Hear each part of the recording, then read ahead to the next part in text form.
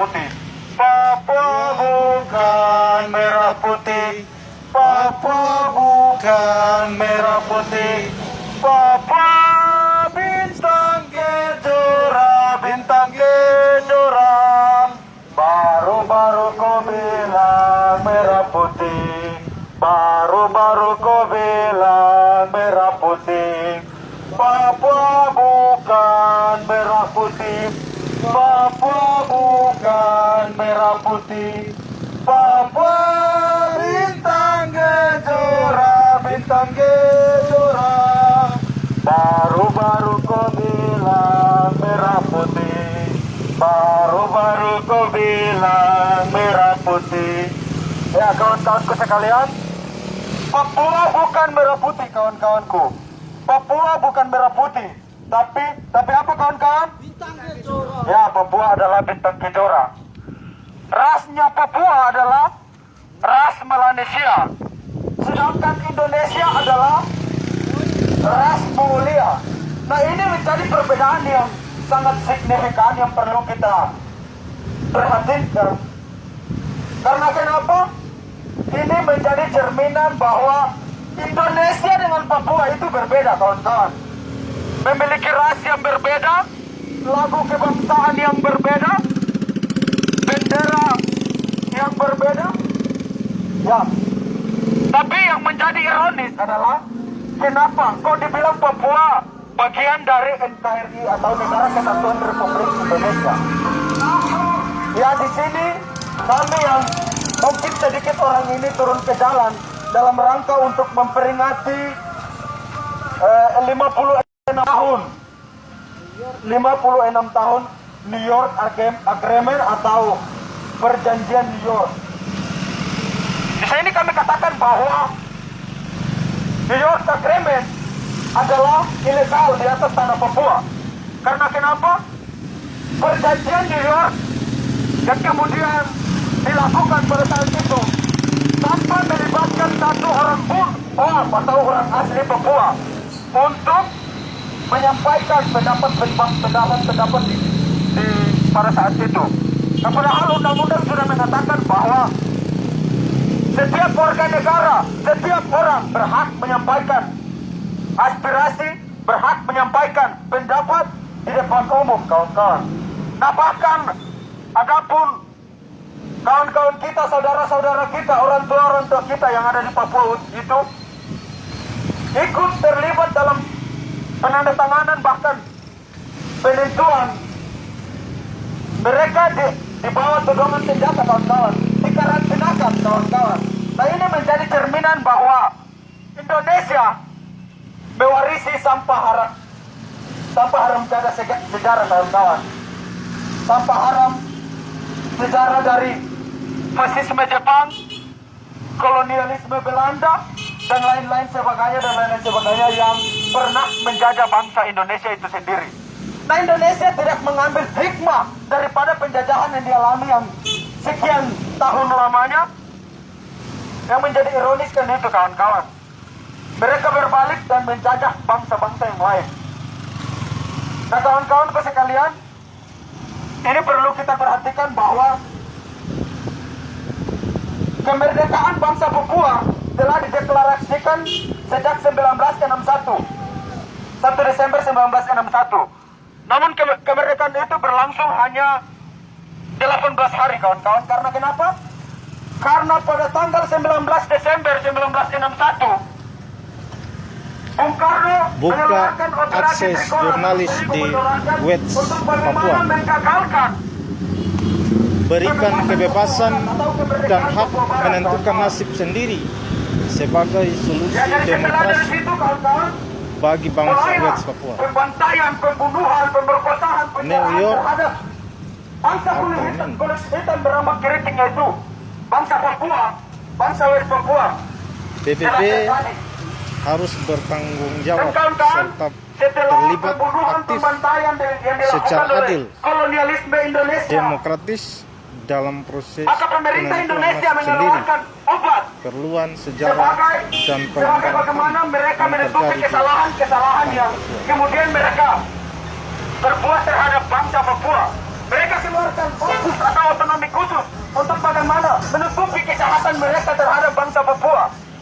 kawan-kawan. Tapi kenapa? Otonomi khusus boleh saya katakan hoax kawan-kawan. Karena kenapa? Tidak terrealisasikan secara benar kawan-kawan. Tidak terrealisasikan secara benar. Orang Papua tidak membutuhkan pembangunan, tidak membutuhkan jalan, tapi mereka membutuhkan adalah kemerdekaan.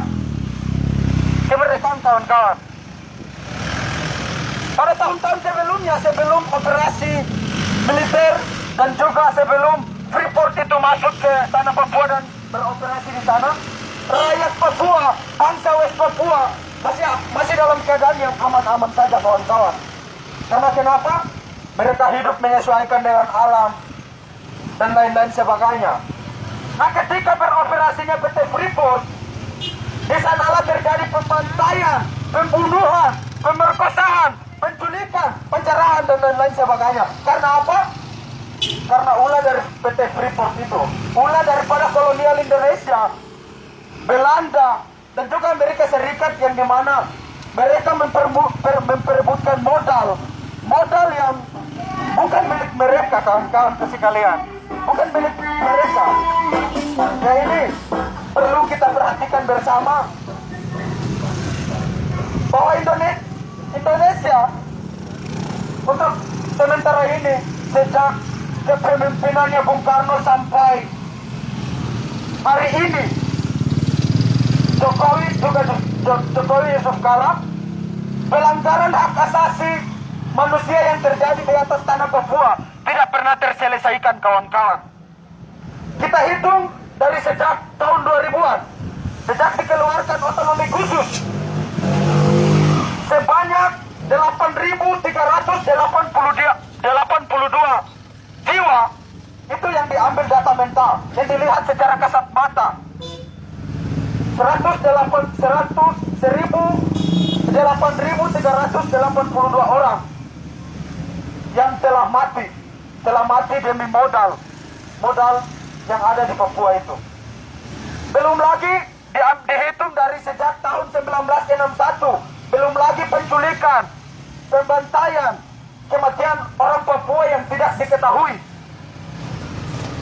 Sudah beribu jiwa kawan-kawan yang menjadi tumbal bagi modal yang ada di tanah Papua, modal yang diperebutkan oleh kolonialisme Indonesia, kolonialisme Belanda, juga Amerika Serikat.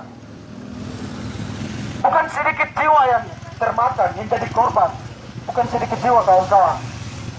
Nah, jadi ini perlu kita sampaikan ke Perserikatan Bangsa-Bangsa atau PBB, harus bertanggung jawab serta terlibat aktif secara adil demokratis dalam proses penentuan nasib sendiri, perluasan sejarah, dan pelanggaran hak asasi manusia yang kemudian terjadi di atas tanah Papua kawan-kawan. Perlu Perserikatan Bangsa-Bangsa memperhatikan akan hal ini kawan-kawan. Juga ada beberapa tuntutan buka akses jurnalis di West Papua. Karena kenapa? Setiap tindakan represif, tindakan pembunuhan, pembantaian, pemerkosaan yang terjadi di atas tanah Papua tidak diketahui oleh kebanyakan, oleh publik kawan-kawan. Tidak diketahui oleh publik kawan-kawan. Ini karena kenapa? Karena akses jurnalis di atas tanah Papua itu sendiri tidak ada kawan-kawan. Makanya pembohongan publik, pembohongan massal terhadap publik itu terjadi kawan-kawan. Nah, ini yang membuat kami orang Indonesia yang mungkin 1% dari populasi orang Indonesia yang kemudian yang 100%, hati kami menangis melihat saudara-saudara kami, orang tua kami di atas tanah Papua dibunuh, dijarah, diculik, dan lain-lain sebagainya. Yang melakukan hal ini siapa kawan-kawan? Untuk mempertahankan modal, melindungi modal, menjaga modal. Indonesia mengkolonialisasi bangsa lain, yaitu bangsa West Papua. Ini menjadi lucu kawan-kawan. Sangat lucu kalau kita pikir-pikir secara logika. Bahkan logika pun tidak bisa menerima akan hal ini kawan-kawan. Ya, jadi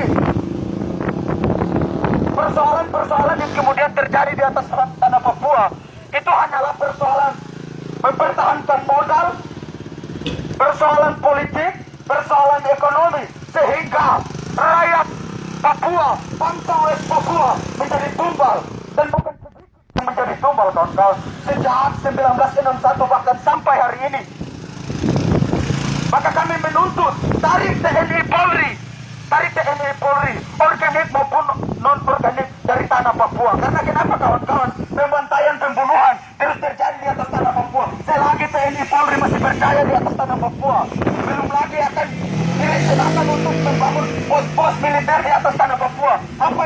Apa yang akan terjadi ke depan, kawan-kawan?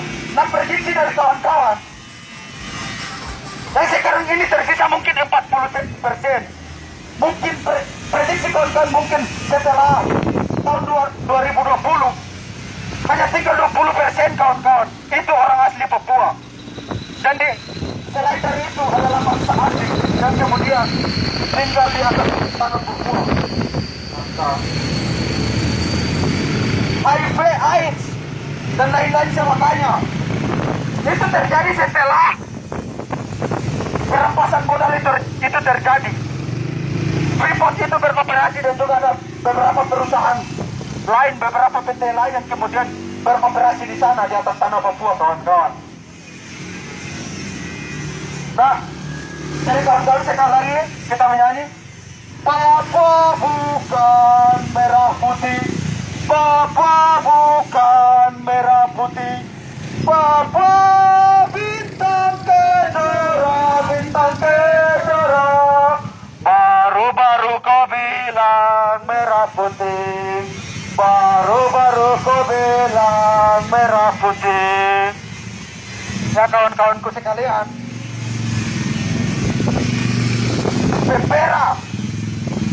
Tempera sangatlah tidak demokratis, kawan-kawan. Karena kenapa? Mereka yang kemudian ikut terlibat dalam penentuan pendapat rakyat, mereka diintimidasi, dikarantinakan, ditodong dengan senjata. Apakah kau mau masuk ke dalam NKRI atau mau mempertahankan sebagai bangsa West Papua untuk merdeka? Dan itu dari sekian ribu populasi yang ada di Papua, hanya 700-an kawan-kawan yang ikut terlibat di dalam. Dan bahkan itu di bawah ancaman, kawan-kawan. Ya, jadi perlu kita ketahui bahwa Indonesia dalam saat ini masih bukan dalam keadaan yang baik-baik saja, kawan-kawan. Bukan dalam keadaan yang baik-baik saja. Indonesia sedang terancam. Selain itu juga mereka mengancam bangsa Papua. Mereka menindas, Indonesia menindas, mengkolonisasi bangsa Papua. Ya, dari kawan-kawan, perlu kita suarakan, berikan kebebasan dan hak menentukan nasib sendiri sebagai solusi demokratis bagi bangsa Papua. Karena apa? Dari perjuangan sebelumnya, Indonesia tidak pernah menyelesaikan pelanggaran hak asasi manusia yang terjadi di tanah Papua, dan bahkan tidak pernah menyelesaikan setiap persoalan-persoalan yang ada di tanah Papua. Maka hal yang terakhir, solusi yang paling terakhir, berikan kebebasan dan hak menentukan nasib sendiri sebagai solusi demokratis bagi bangsa Papua. New York Agreement, jalan aneksasi ilegal Indonesia atas Papua Barat. Karena kenapa, kawan-kawan? Ilegal, kawan-kawan. Karena tanpa seorang pun bangsa Papua atau orang asli Papua yang ikut terlibat di dalam itu, kawan-kawan. Buka akses jurnalis di West Papua. Perserikatan bangsa-bangsa harus bertanggung jawab serta terlibat aktif secara adil dan demokratis dalam proses penentuan nasib sendiri, perluasan sejarah, dan pelanggaran hak asasi manusia yang terjadi di atas tanah Papua. Ya, dari mungkin itu orasi singkat dari saya yang saya sampaikan pada saat ini. Akhir kata dari saya, apabila kemerdekaan kita sudah dirampas, hidup kita yang dibalut dengan kata-kata pun sudah dirampas, layaknya kita menjadi binatang, kawan-kawan. Apalagi kita tidak mau melawan, layaknya kita disebut fosil.